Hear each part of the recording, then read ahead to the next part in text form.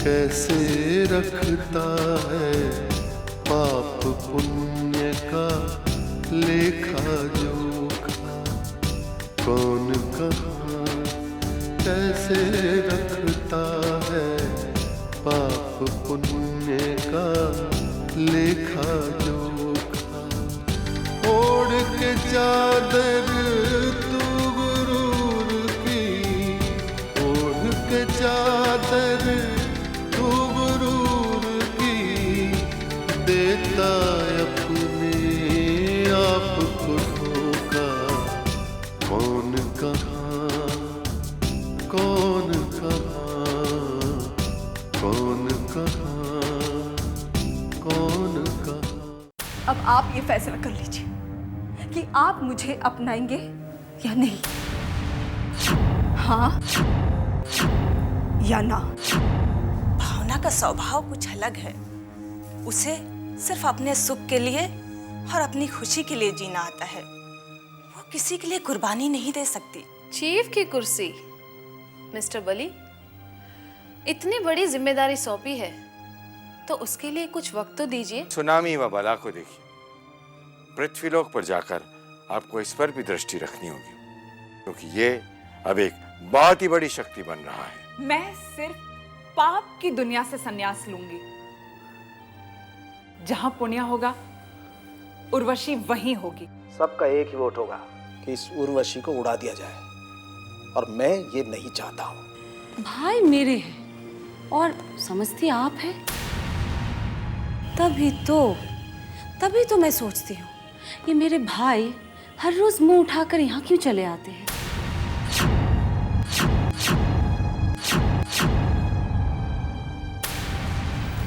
भावना, दुनिया में इंसान का नेचर, उसका स्वभाव बहुत बड़ी चीज होती है। अगर स्वभाव अच्छा होता है तो दुश्मन भी अपने हो जाते हैं, और अगर स्वभाव अच्छा ना होना तो अपने लोग भी दुश्मन बन जाते हैं। और लाभ जी का स्वभाव बहुत अच्छा है, तुम्हें उनसे कुछ सीखना चाहिए। हले, आप ही सीखिए, मुझे किसी से कुछ नहीं सीखना। वैसे भी मेरा भाई बहुत सेंसिटिव है और आप में तो बहुत सेंस है लोगों को अपनी तरफ खींचने का। शराब भावना। भैया आप बस सब कुछ सुन चुका हूं मैं। वाकई डैड ने तुम्हें बहुत सिर चढ़ा के रखा हुआ है। मैं तो सोच भी नहीं सकता कि मेरी बहन इस तरह की बातें करेगी। जाने दीजिए नलाब जी, भावना हमसे छोटी है, और फिर गलतियां किससे नहीं होती हैं। जब मुझे बुरा नहीं लगा तो फिर आप बुरा क्यों मानते हैं? वाह दीदी वाह, मान गई आपको।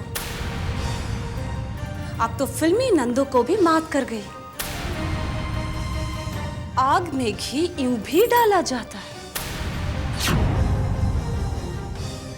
खैर कोई बात नहीं।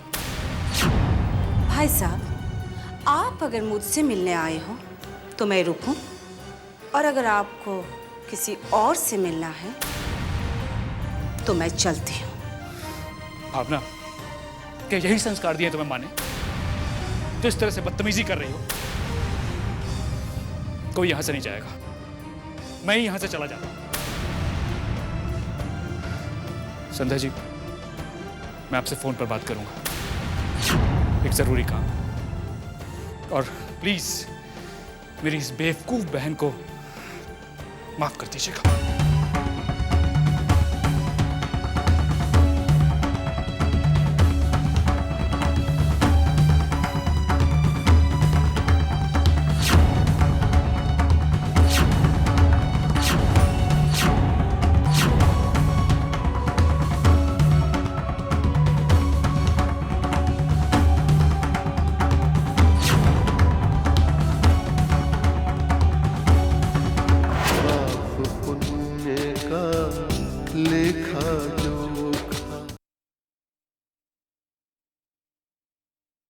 पाप पुण्य का लेखा जोखा।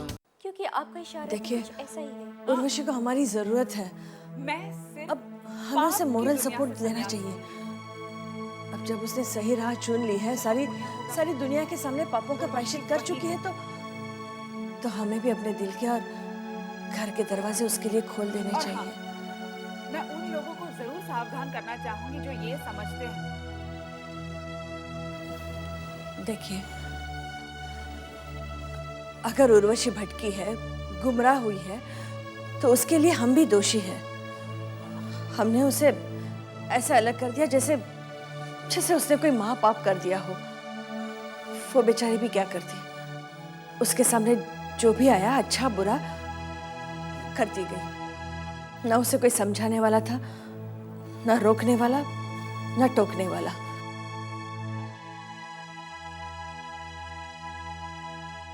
कौन सी दुनिया देखी थी मेरी बच्ची ने? ऐसा कौन सा अनुभव था उसे? और जिससे अनुभव था, उसे तकदीर ने उसे जुदा कर दिया। अब उर्वशी वापस आ गई है। आपका खून अब अपना रंग दिखा रहा है। प्रायश्चित करने से तो बड़े बड़े पाप धुल जाते हैं। तो क्या हम और आप उसे माफ नहीं कर सकते? सवाल उर्वशी की माफी का नहीं है सावित्री, सवाल अब उर्वशी की जिंदगी का है। जिन लोगों के खिलाफ उसने चेतावनी दी है, क्या उसे यूं ही जिंदा छोड़ देंगे? मैं उससे मॉरल सपोर्ट तो क्या, उसके हिस्से की गोली खाने को भी तैयार हूं अपने सीने पर। लेकिन अब डर लगता है। वो पापी कौन है मैं अच्छी तरह से जानती हूँ। अगर हमारी बेटी उसके कब्जे में है, तो उसका बेटा इस धर्म युद्ध में हम पुण्यवानों के साथ है। तो क्या उर्वशी बालेश्वर सिंह चौधरी के लिए काम कर रही थी? हाँ, और मैंने उसे सावधान कर दिया है। और ये सब कुछ चित्रांश के कहने से और उसकी सलाह से हो रहा है। वाह चित्रगुप्त जी, आपने इस घर में मूर्ति के रूप में आकर वो चमत्कार कर दिया जो कल्पना से परे था। मेरी बेटी सही राह पर आ गई और उसे चित्रांश जैसा रक्षक दे दिया पापियों से लड़ने के लिए। हाँ, ये चमत्कार ही तो है। और आपका उर्वशी को माफ कर देना ये किसी चमत्कार से कम तो नहीं। मैं अभी ये खबर उर्वशी को दे देती हूँ। अब तो आंखें तरस रही है उसे हमारे बीच हमारे साथ देखने के लिए। हाँ, उससे कहो उसके पापा उसका इंतजार कर रहे हैं। अपने घर लौट आए वो। सच?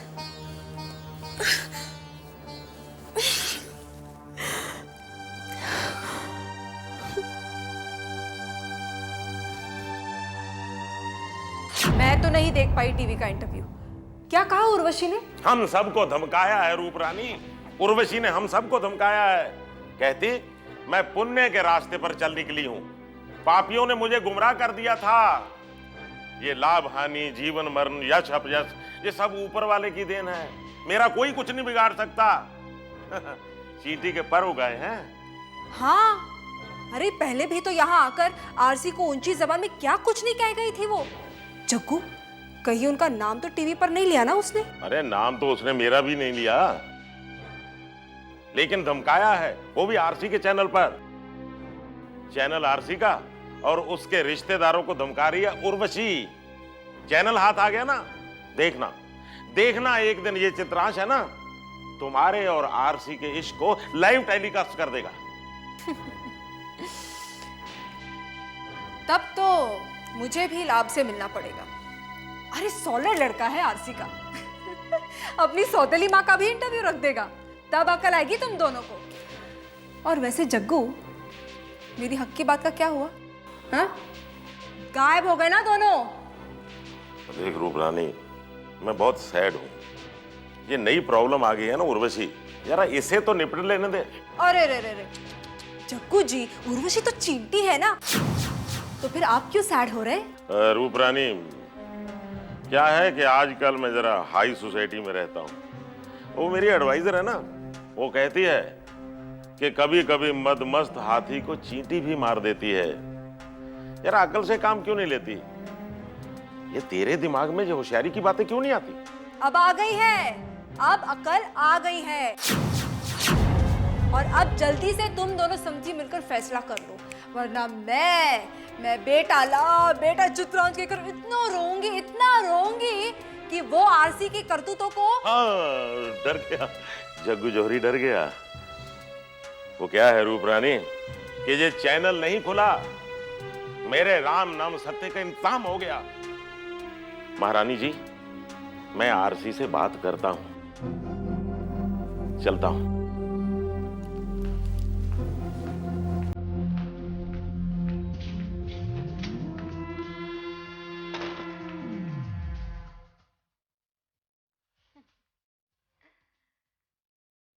अब देखना, अब आरसी का सच्चा बेटा लाभ ही अपनी सौतेली मां को उसका हक दिलाएगा। देखते रहना। पाप पुण्य का लेखा जोखा, पाप पुण्य का लेखा जोखा। सुनामी क्या नाम है इस प्राणी का? तथा मिस बला, नारायण नारायण। चित्रगुप्त जी, आपके दृश्यावलोकन में यदि कोई और प्राणी हो तो दिखाइए ना। बारंबार इस सुनामी पापी को देखकर मेरे पांव में दर्द होने लगा है। देखिए ना चित्रगुप्त जी, सेवक सामने है और मैं यहाँ बैठा हूँ। नारद जी, इतना उतावलापन ठीक नहीं है। चलिए, आपको पृथ्वीलोक पर भेजने के पूर्व एक और प्राणी से आपका परिचय करवा दूं। वैसे आप इसे पूर्व से जानते हैं, लेकिन अब ये मायावी पाप का बहुत बड़ा मोहरा बन गया है। देखिए ये दृश्यावलोकन। अरे चित्रांश, मुझे तुमसे बहुत जरूरी बात करनी है। अंकल, मैं जानता हूँ वो जरूरी बात क्या है, मैं जानता हूँ। उर्वशी को लेकर जब ब्रह्मांड की दिव्य शक्ति चित्रगुप्त जी ने फोकस किया है, तो चारों ओर उसे लेकर पाप पुण्य की चर्चा है। बड़े बड़े बुद्धिमान यश अपयश पर अपना दिमाग खपा रहे हैं। उर्वशी एक प्रश्न चिन्ह बनकर उभर रही है, तो निश्चित है अंकल की आपका प्रश्न भी यही होगा। जो दुनिया के लिए प्रश्न चिन्ह है चित्रांश, वो मेरी बेटी है, और उसने प्रायश्चित और आत्मंथन के बाद मृत्यु के भय तक से छुटकारा पा लिया। वो सत्य की और पुण्य की राह पर लौट आई है, और मैंने उसे हृदय से क्षमा कर दिया है। हाँ अंकल, उर्वशी का जमीर, उर्वशी की आत्मा अब जाग गई है। और अंकल, आत्मा को किसी भी युग या किसी भी जन्म में किसी से भय नहीं होता है। अगर किसी को भय होता है तो वो नाशवान शरीर को होता है। फिर क्या सोचा है तुमने? इन हालातों में पापी उसका सर्वनाश भी कर सकते हैं। मेरी बेटी के जीवन को पुण्य की राह पर लौटते ही खतरा हो गया। अंकल, जीत तो अब उर्वशी की दोनों तरफ से है। यदि पुण्य की राह पर आते ही ऊपर वाला उसका बलिदान चाहता है, तो फिर उर्वशी की जिंदगी को एक अर्थ मिल जाएगा। सच की राह पर अपनी जिंदगी न्यौछावर कर उर्वशी अमर हो जाएगी। और हाँ, यदि वो इस बलिदान से बच जाती है, तो उर्वशी पापियों के लिए एक चेतावनी होगी। पाप पुण्य का लेखा जोखा, पाप पुण्य का लेखा जोखा। एक ऐसी चेतावनी जो दंड से पहले पापियों को सावधान करेगी। उनकी चेतावनी, जो दिखते भी हैं और नहीं भी दिखते। श्री चित्रगुप्त जी। तो चित्रांश, हमें क्या फैसला लेना चाहिए? फैसला तो ब्रह्मांड की दिव्य शक्तियां लेगी। हमें तो सिर्फ उसकी प्रतीक्षा करना है, समझना है, महसूस करना है कि ब्रह्मांड की दिव्य शक्ति चित्रगुप्त जी का संकेत क्या है। हाँ चित्रांश, हालात जिस तेजी से करवट ले रहे हैं, हमें चिंतन करना चाहिए, सोचना चाहिए, परीक्षण करना चाहिए। पर क्या करूं चित्रांश, उस ऊपर वाले ने मुझे भी भावनाएं दी हैं, माया मोह दिया है। अरे अगर अपनी संतान भटके देशद्रोही बन जाए तो उस माया मोह का गला घोंटकर मैं अपनी संतान को गोली मार सकता हूं, लेकिन अपनी संतान जब पुण्य की राह पर चले, प्रायश्चित करे, तो दिल में एक हूक सी उठती है उन पापियों के लिए जो उसका सर्वनाश करना चाहते हैं। क्यों चित्रांश, क्यों मार डालेंगे वो लोग मेरी बेटी को? अंकल, मेरी भी सोच कुछ ऐसी ही है, पर वो ऊपर वाला है ना अंकल, उसकी सोच जरा अलग है। उसके लिए शरीर मात्र एक वस्त्र है और आत्मा अमर है। और अंकल, कभी उस ऊपर वाले के नजरिए से भी सोच कर देखिए, क्योंकि उसके नजरिए से तो बस पाप का दंड मिलता है और पुण्य का पुरस्कार। और अंकल, वहां पर गणित कभी गलत नहीं होता है, कभी नहीं। इसलिए बस सब कुछ उसके हाथ में छोड़ दीजिए, सब कुछ। अंकल कहते हैं ना, मारने वाले से बचाने वाला कहीं ज्यादा बड़ा होता है। और हाँ अंकल, एक और युद्ध है, नाशवान शरीर का नाशवान शरीर से। एक शरीर में पाप है तो एक शरीर में पुण्य, और स्थान है पृथ्वीलोक। पात्र है उर्वशी, और पापी और कोई नहीं, मेरा अपना बाप है। ये युद्ध भी महाभारत जैसा ही है, रिश्तों का युद्ध, अपनों का युद्ध। बस फर्क सिर्फ इतना है, समय, पात्र और स्थान बदल गए हैं।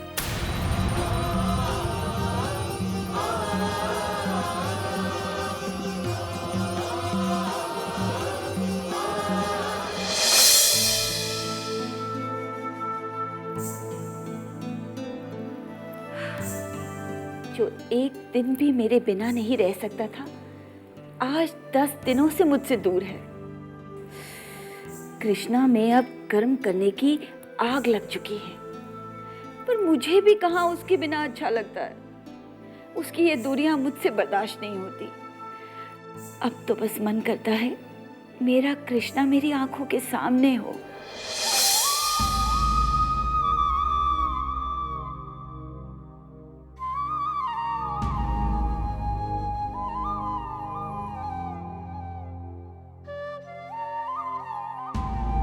तेरी मॉम तेरी विजय की कामना करती है, तू सफल हो, ईश्वर तेरी रक्षा करे और पूरी दुनिया घूमे।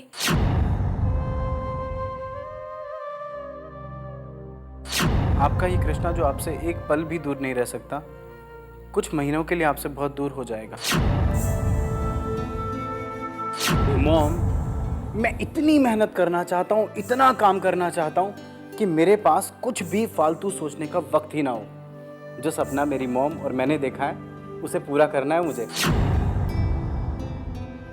तेरा तुझको अर्पण, क्या लगे मेरा।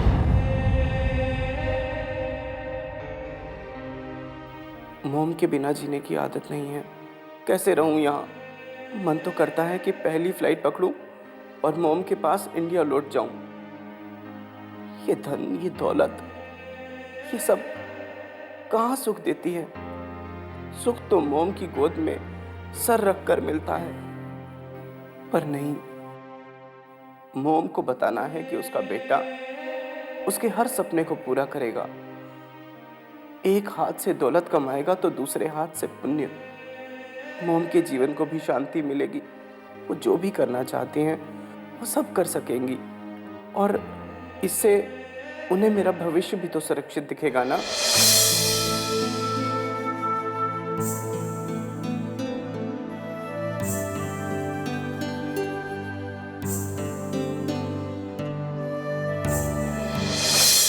हर इंसान का अक्स वहाँ पर, हर इंसान का कच्चा चिट्ठा, हर इंसान का कच्चा चिट्ठा।